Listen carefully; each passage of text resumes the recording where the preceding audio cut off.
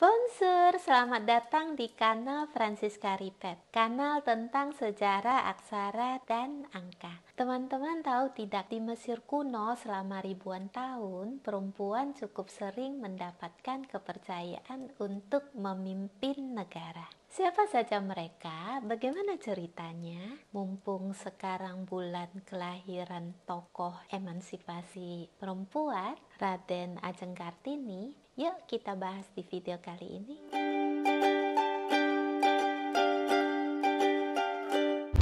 Kehidupan Merneith sebenarnya tidak asing dengan protokoler kerajaan. Sebagai putri Raja Jer, ia dibesarkan di istana kerajaan di Memphis. Nah, setelah ayahnya meninggal, saudara laki-laki Merneith, Jet, naik tahta dan meminangnya. Ya, terjadilah perkawinan sedara itu, alias incest. Beberapa tahun kemudian, Jet meninggal. Maka Dan, putra Merneith, dan Jet harusnya naik tahta. Tapi Dan baru berumur 2 tahun. Makanya ibunya Merneith menggantikan peran Dan sebagai penguasa Mesir. Ratu Merneith ini memerintah selama 6 atau 7 tahunan sampai Dan cukup umur.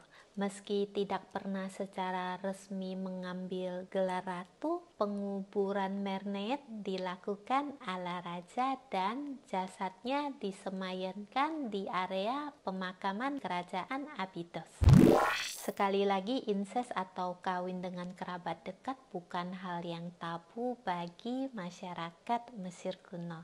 Bahkan bangsawan Mesir menganggapnya sebagai strategi yang ideal untuk reproduksi sekaligus menjaga kemurnian garis keturunan. Incest ini kemudian menimbulkan banyak penyakit, kemandulan, dan kelainan untuk raja-raja Mesir.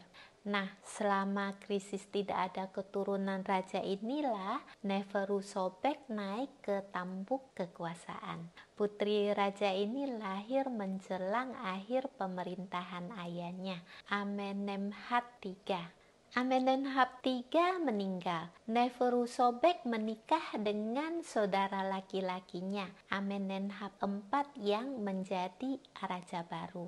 Amenemhat IV sendiri merupakan produk dari hubungan incest. Akibatnya di tahun ke-9 pemerintahannya pun ia belum dikaruniai keturunan dari Neferu Sobek.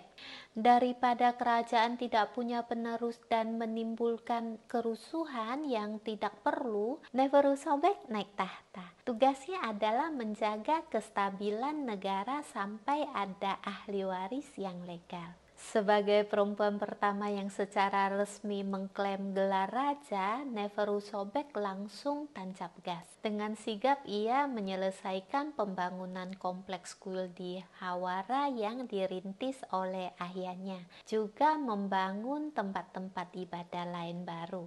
Sayangnya, di bawah kepemimpinan Neferu Sobek, negara mengalami kekeringan dan kelaparan. Ini memicu kerusuhan sosial ya. Di istana, para elit bersekongkol melawannya. 4 tahun memerintah, Neferu Sobek pun meninggal secara misterius. Sekitar 4 abad setelah dinasti Neferu Sobek, dinasti ke-18 yang dipimpin Raja Thutmose I telah memperluas perbatasan Mesir hingga ke Levant serta menghancurkan provinsi Nubia dan Kurs. Putri sulung Thutmose I, Hatshepsut, rupanya mewarisi keterampilan dan kepemimpinan ayahnya. Ketika Thutmose I meninggal, tampuk kepemimpinan jatuh ke Thutmose II. Raja baru Thutmose II yang sakit-sakitan akhirnya hanya bertahan beberapa tahun, setelah itu meninggal. Anaknya yang masih balita, Thutmose III, kemudian dipilih untuk menjadi raja berikutnya. Tapi ibu kandung Thutmose III ini lumpuh. Jadi Hatshepsutlah yang dipilih untuk memerintah mewakili anak itu. Elit Mesir tampaknya tumbuh lebih makmur di bawah pemerintahan Hatshepsut. Beliau pintar mengambil hati orang-orang ya, dan membagi-bagikan kekayaan dan kekuasaan kepada para elit sebagai balasan atas dukungan mereka kepadanya. Ketika Thutmose III berusia 9 tahun, Hatshepsut secara resmi menobatkan dirinya sebagai raja bersama di sampingnya. Hatshepsut meninggal pada usia 50 tahun. Peninggalan-peninggalan kekuasaan sang ratu seperti kuil agung jutaan tahun bisa dilihat di seluruh Mesir. Lantaran terpikat kecantikan dan kecerdasannya, Firaun ke-10 dari dinasti ke-18 Raja Amenhotep IV mengambil Nefertiti sebagai istri ketika ia baru berusia 10 tahunan. Tapi Amenhotep IV ini punya keyakinan yang dianggap nyeleneh. Pada tahun kelima pemerintahannya, Amenhotep IV ini memerintahkan festival Set, sebuah perayaan yang mestinya diadakan di tahun ke-30 pemerintahan seorang raja dan didedikasikan untuk dewa matahari kecil, Aten. Mencoba untuk mendirikan agama baru, Amenhotep IV mengubah namanya menjadi Akhenaten, yang berarti bermanfaat bagi Aten. Beliau juga mulai membangun kuil-kuil baru, melucuti kuil-kuil tua dan mendirikan ibu kota baru. Amenhotep IV menyuap keluarga elit untuk bergabung dengannya di sana. Nama istrinya sendiri juga diubah di tahun ke-12 pemerintahan Amenhotep. Maksudnya Akhenaten. Awalnya Nefertiti, sekarang Akhepeleru Neferuaten. Duh, susahnya ya, jadi belibet nyebutnya. Ketika Akhenaten meninggal setelah 17 tahun memerintah, Neferuaten menghilang dan Akheperure-Smekkare naik tahta. Tapi para sejarawan meyakini itu adalah nama lain dari Nefertiti. Buktinya dalam satu gambar, raja baru ini mengenakan pakaian feminin di bawah rok maskulinnya. Di dinasti ke-19 dan 20 Mesir kuno, politik mulai lebih terbuka.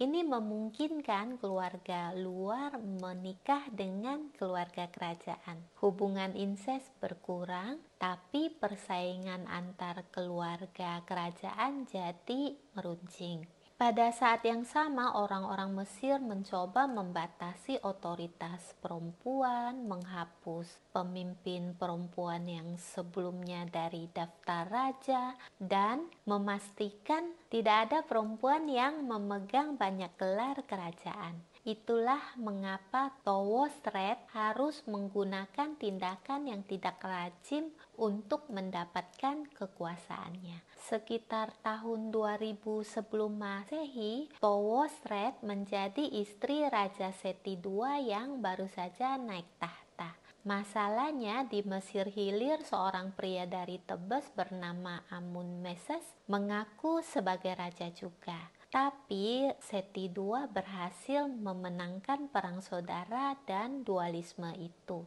Untuk makin menegaskan kekuasaannya, Seti II lalu mengirim seorang perwira bernama Bai ke Tebes. Tapi Bai tampaknya lebih tertarik mengumpulkan kekuatannya sendiri dengan mendirikan monumen yang menggambarkan dirinya selayaknya raja.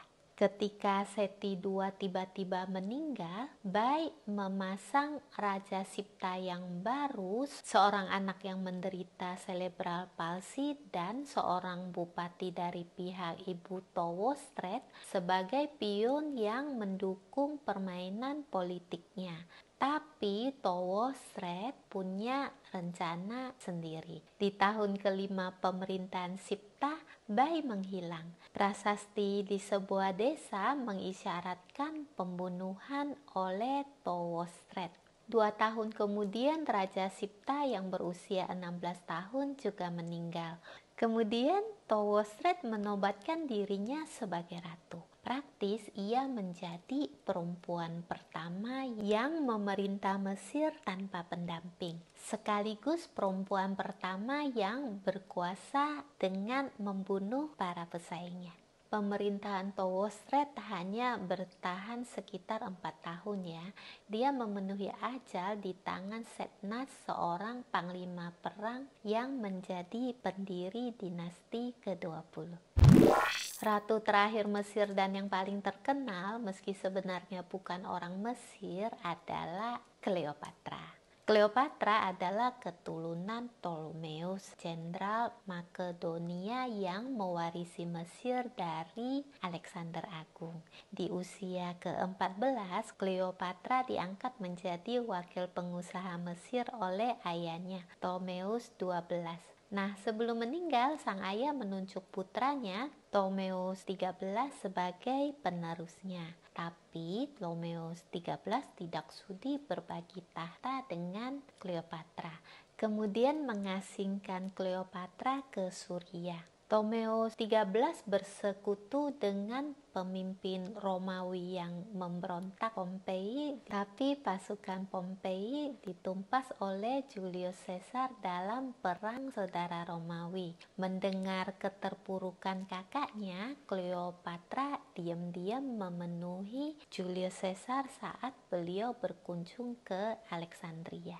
Cleopatra berhasil memikat hati sang jenderal. Cleopatra akhirnya naik tahta bersama adik laki-lakinya, Ptolemeus XIV. Caesar lalu tinggal bersama Cleopatra di istana Mesir dan sang ratu pun hamil. Hubungan Romawi Mesir ini meresahkan Roma, bahkan berujung pada pembunuhan Julius Caesar setelah beliau baru saja balik dari Mesir. Kehilangan sekutu pentingnya, Cleopatra mulai membangun kekuatannya di Mesir. Cleopatra juga menjalin hubungan dekat dengan sekutu lama Julius Caesar di Roma, yaitu Mark Antony. Hubungan Cleopatra dan Mark Antony makin dekat. Bahkan Cleopatra melahirkan anak-anak Antony.